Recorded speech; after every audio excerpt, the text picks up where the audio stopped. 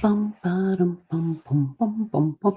Hey, kia ora. Helen Brahms here, coming to you live from Surprise in Arizona. Hope you're having a super fantastic sparkling day.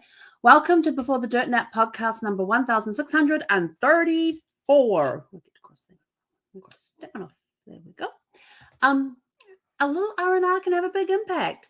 So today it was cool.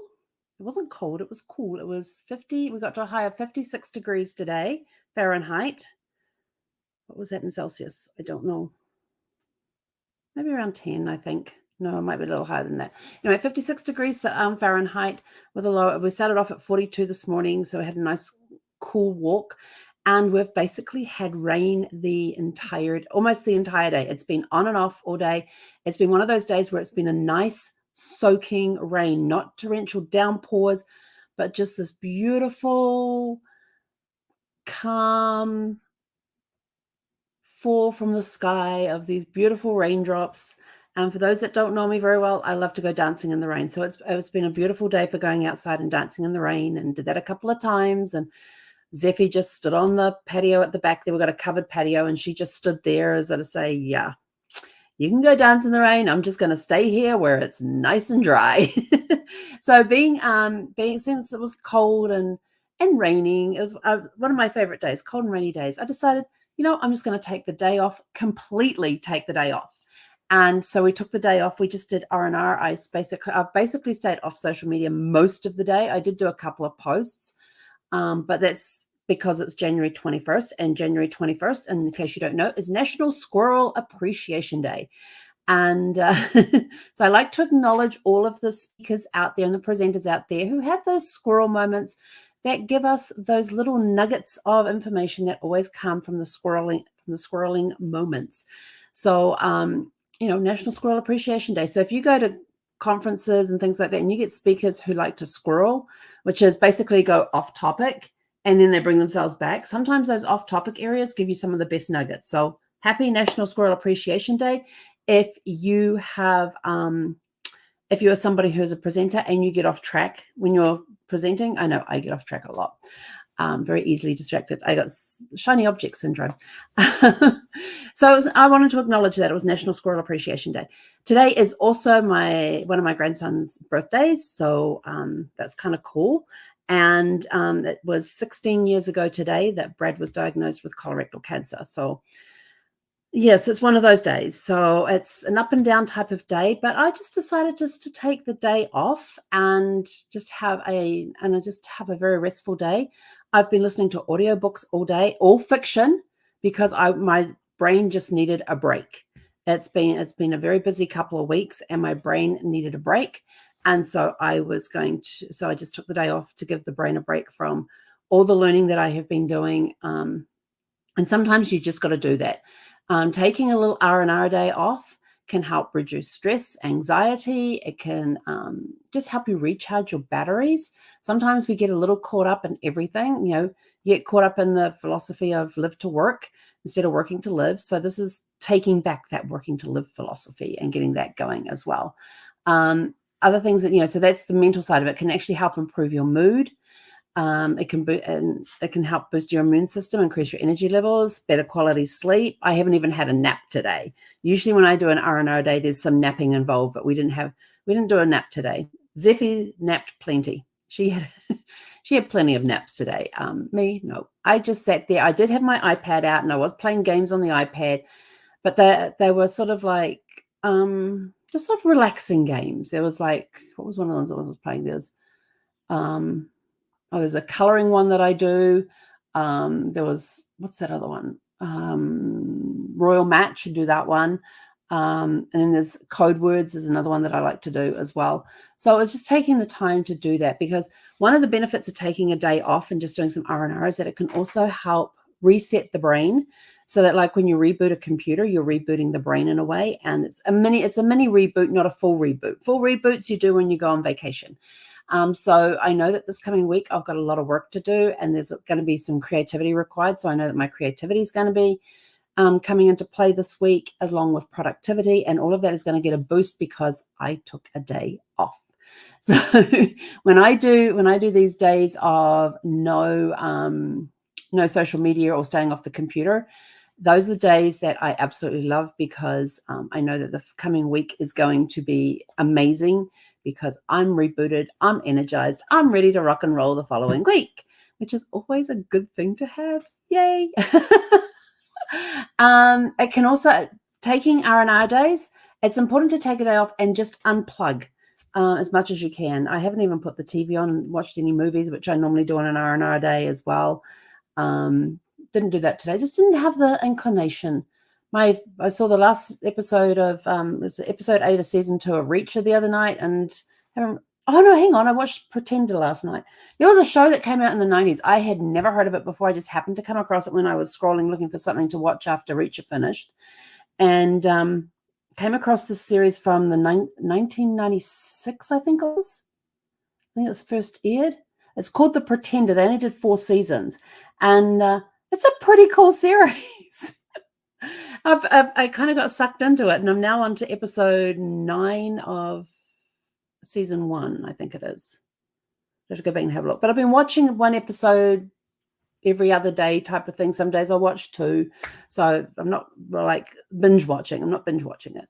I think I do have to do a binge watch, though, on Reacher's season 2, though, because I was trying to be good and not watch any of the season 2 episodes until the last one came out, which was Thursday evening. Simply because I wanted to, where's my slinky? There's my slinky. Got a fiddle. Because then I wanted to watch them all back to back to back in one long storyline, and I didn't last. I watched the first 3 episodes on the first day it came out, and then, yes, waited patiently for the ones to come out on Thursday night, every night. They actually released them on Friday, but if you waited till like Thursday after, it was before midnight Eastern time that they uploaded them. So that was kind of cool. And so I got to watch the last one on Thursday, and that was really good. But this Pretender series is really cool, and it's kind of funny because it goes back to the day before before cell phones, but you see cell phones coming in the episodes when they start using the cell phones, and they're the flip ones. They had what was it, the little 3.5-inch floppy drives. They didn't have the 5 1/4, so that's okay. So they reduced down to the 3.5-inch floppy drives. They had these little mini discs, which were about this big. And there's lots of technology, and you're actually using landline phones. So it's kind of cool to go back and see how they communicated and got stuff done, in the time before cell phones. Like the last episode I saw, which was episode 8, that was the first time they'd used a cell phone in it. And I was sort of like, this is really cool. And they had like cassette tapes and VHS videos. And, he goes into the library, into the archives to find the security footage. And there's these rows upon rows of videotapes. And I was sort of like, oh my gosh, that takes me back to the days. So it was kind of cool to go back and relive some memories from that time.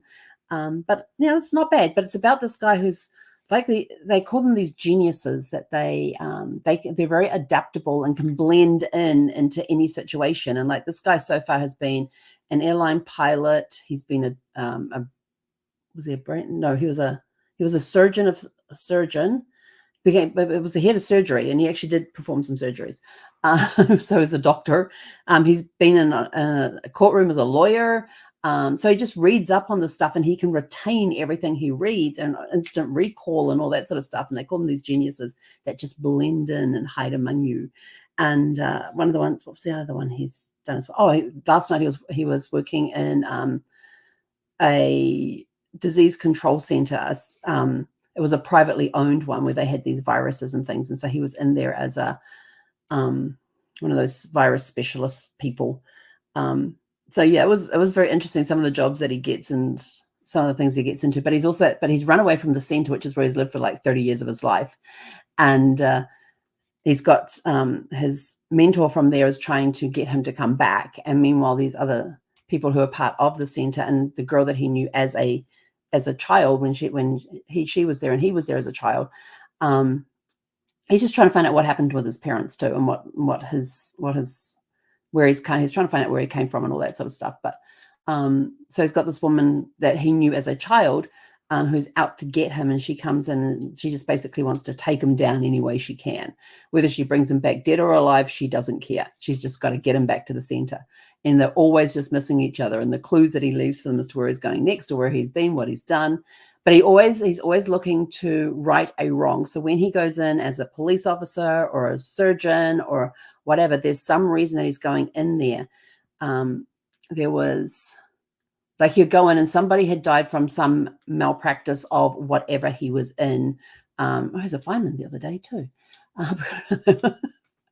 And he gets behind the truth. He finds the truth and gets justice for those that were wronged because of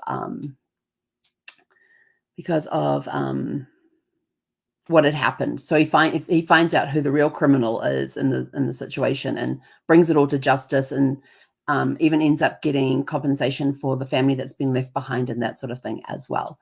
So it's kind of interesting to watch that. And so that's my latest one that I'm not binging on it. I just watch an episode every now and again, but I enjoy it when I watch it. Sometimes if it's not too late, I'll watch 2 episodes. But it's just an R&R day. I haven't even put the TV on today. Will we do it tonight? Maybe. I really do have to go get some groceries though. I haven't done grocery shopping for a while. The cupboard's getting a little bare. The refrigerator's a little empty. I really do need to go do some grocery shopping. And I get the lists all done, and I make sure all the coupons are clipped, electronic coupons are clipped, so I get all the deals and everything else. And then when it comes to doing it, so like, I really don't feel like going. I could get the stuff delivered, but I really don't feel like going through that hassle. But, maybe I'll go. I do have to go out to get some cotton balls because I do have to clean out Zeffie's ears, and I'm out of cotton balls. So I do have to go get some because she had her checkup on Thursday. I said her ears were dirty. They want me to clean them. And I said, no, I'll clean them. And then I went to clean them and found out I was out of cotton balls. So I do have to go get those. Oh, she disappeared. She was there. Oh, there you are. Hey, sweetie girl. She's laying down here, just down here beside me. Did I tell you guys we're live on TikTok again? Hi, guys on TikTok. Hello. Oh, thank you for all the loves. That's awesome. Thank you so much for all of those. And we've got a few people watching on, I'm not sure if they're on YouTube or Facebook, but we've got a few people watching us online through StreamYard as well, because I broadcast live through StreamYard. So if you have any questions for me about anything, if I can answer them, I will. Let's see, what are we doing tomorrow? Tomorrow, I have no clue what I'm doing tomorrow. But just know it's important to take some R&R because it is good for your mental health. It's good for your physical health.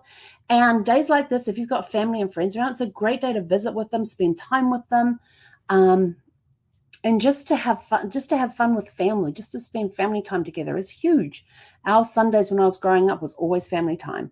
Once I hit the teenage years and I was in youth, and I was go to the youth group events that they would have in the evening at church. We'd go to church in the morning.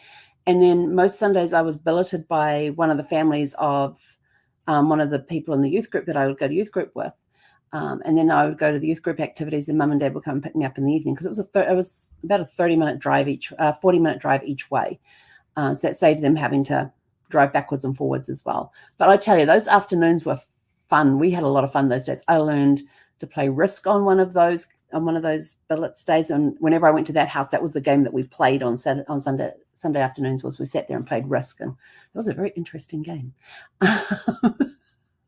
I learned to play Risk. We another place we went to, we always went for walks, and the girl Elizabeth and I, we would go for a walk from their place and to Pukekura Park, which is one of the main parks in New Plymouth in New Zealand. And if you've ever seen the movie Last Samurai, Pukekura Park is featured in the movie. So in the scene where Tom Cruise is teaching the Japanese how to fire their rifles and things, that is on the cricket grounds in Pukekura Park.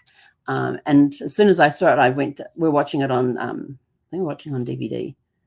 And I said to Brad, I says, I know where that is. I says, you've been there. And he's go, what do you mean I've been there? I says, you remember when we went to the first time I took New Zealand? And he's sort of like, yeah. I says, well, that's that place right there. And I says, I know. And then there's another scene where they're up on top and they're looking down on the encampment there. And I go, look, and they're up on top of that block. I can tell you how to get up there. I said, we explored every single trail. Elizabeth and I spent so many Sundays in that park. We would take every single trail within the park that we could find, and just to see where it went. Some of them went to employee only areas. And so we were just sort of like, oh, taken a wrong turn, go back, we'll find another trail, we'll go off on that trail. You can't get lost in the park. Yes, it is a big park, but it's not big enough that you can get lost in it. You soon come across a trail that you know. Some of them, they're all well-marked trails as well. So it was a lot of fun walking through those, playing through those trails on Sunday afternoons. And then in the middle of the park, they had this lake there, and they had the little tea house. And on the side of the tea house, there was a window where you could go get popsicles and ice cream and that sort of stuff. So that's where we would end up for a refreshment thing before going back to her place for dinner. And then we'd go off to our youth group from there, and then Mum and Dad would come pick me up. So yeah, it was a lot of fun. I spent a lot of time in that park. And the mountain that is in that area is called Mount Taranaki, and that's the one that is used as the stand-in for Mount Fuji. And it was interesting reading that, because they couldn't use Mount Fuji for the Last Samurai because there was such an urban area built up at the base of the mountain and everything. And I'm like, well, why didn't they just replace it with CGI or something like that? But no, they decided to use Mount Taranaki because there was all this farmland and everything around the base of the mountain. So that's what they ended up using. And when Tom Cruise's character is on the ship arriving in port, that's New Plymouth Harbor that they're coming into. And they had done some stuff on CGI with the computers and to change the alteration, so you didn't see these modern buildings there, since this was taking place, like, I think it was during World War II. I think it was. I think it was World War II. It was supposed to take place, but Last Samurai was filmed all in and around that area. So that was it's kind of cool when you know a place and you suddenly see it in movies and see how they see it change it to see a movie for movies and things like that. So, and like Lord of the Rings, The Hobbit, absolutely love those movies and recognize a lot of the places that they use in New Zealand. And some I didn't recognize. And Mum says, "Oh, you remember?" She says, "Oh, we can take you up past this area here." And like the first time I took Brad down to New Zealand was in 2002, and that was after the first Lord of the Rings movie came out and before the second one came out. And the second one came out later that year. And oh my gosh, that was 20 years ago. Wow. And so a lot of the places we went in New Zealand, we could tell him this is where this particular, and they go, "Oh yeah, they use this in the movie." And I looked at it and I go, "Oh yeah, this they use." And I go to Brad, "Remember this scene, blah, blah, blah, blah, blah." He goes, "Yeah." I said, "This is where they did that." So he got to see a lot of places. And then during the second movie, I'm sitting there going, "You've been there, you've seen that." Throughout the movie. But it was really cool to be able to take him to place. Basically, this first trip down to New Zealand was, where did I grow up? And we went to some of the places that I had lived lived in New Zealand, and went past the high school I went to. We went to the cemetery in Waitara, and you went to the cemetery. Yeah, we went to the cemetery because over our fence of our house that we lived in at the time was the cemetery. And you'd go up the hill, which was on council land, and the council, because of the hill, would never put any graves or anything on there. So they actually came in and cleared it all out, and we got to use that. And so Mum and Dad planted a lot of trees and stuff on there. And so we went into the cemetery, went over to Mr. and Mrs. Elliott's graves that was put there in the 1800s, stood on their graves. I always, every time I came through the fence, that was you had to step on their graves to get into the cemetery. When you came up our back fence and backyard. And so we were standing on their graves. And again, I'm apologizing. Hadn't done it in years, but still apologized. But we couldn't see the back of the house because all these trees that my parents had planted had grown up. And so we kind of snuck onto the hill a little bit so we could peer through the trees to see what the backyard now looked like and things like that. And then we went over to the new section of the cemetery and walked up and down to see how many people we knew. Yeah, that's one of the things that we like to do. But the cemetery was I tell you, cemetery as a teenager was awesome. I love cemeteries. They are so peaceful, so quiet, so serene. And this one had an area where there was a slight slope. And as teenagers, there was a group of us, we would go and we would all lay out along this hill piece and just lay there and talk. And in the meantime, we're looking up at these beautiful starry skies of the Milky Way and the Southern Hemisphere and everything else. And it was just absolutely incredible. Clear skies. There wasn't a lot of light pollution at the time. So we didn't have to worry about that, but you got to see some great constellation of the star. Got to see some great views of the starry skies and things like that, and the Milky Way and stuff like that. So that became a great place for us kids to hang out, and never felt uncomfortable walking through there. Some places you walk into and you kind of get the heebie-jeebies, and you kind of like get that little tickle on the back of your neck and that little shiver goes down. Never had any of that in any cemetery I've walked into. not even in the daylight. So I'm a person who likes to go and visit cemeteries, but that's part of my genealogy thing. And you come across some graves sometimes that are interesting, and you like take down the notes of that grave, and then you go back and research it later on to see if you can find out, because it might be some saying that's on a grave, or it could be that it's a surname in my tree that I'm researching. And so take that back, research it to see, is there a connection there? And that way we can maybe find some distant relative or something, but who knows? Anyway, so today was a day off and totally enjoyed it. We didn't even take a nap. Usually I take a nap on Sundays. We didn't do it up today. Zeffy did, not me. But anyway, that's it. I'm rambled on for long enough. Just remember to take a day off every now and again where you can just rest and relax, go spend time with the family, spend time with friends. And if it's a nice, cold, rainy, snowy day, you know what the best thing to do is? And I don't have a fireplace in this place, so I can't do it. But back in Virginia, my favorite thing on snow days was, when it was cold outside and it's snowing, was to put have a fire going in the fireplace, and then go get a bowl of ice cream and just relax in front of the fire, eating a bowl of ice cream, reading a book. One of my favorite things to do. And people are like, ice cream, it's cold outside and snow. Yeah, so what? We never made snow ice cream. I heard about that after we left Virginia. There was a thing called snow ice cream. So I have to go back in snowy area sometime and try some snow ice cream. But yeah, going outside and just getting a scoop of snow and eating it, so good and refreshing. Reminds me of times we'd go walking on Mount Taranaki.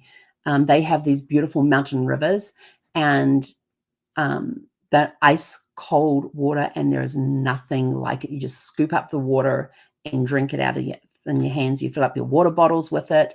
It was crystal clear, beautiful, yummy water. I've never had anything like it.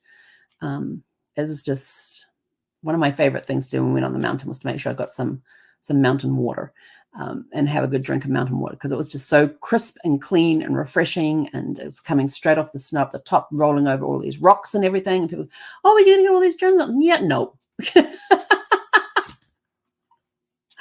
If you pick up fresh snow in an area where nobody's walking or anything else, you can drink it, you can eat it. You can take it inside, put it in a cone, and put some of that syrup, the sugar syrupy stuff on it, which I really don't like that stuff.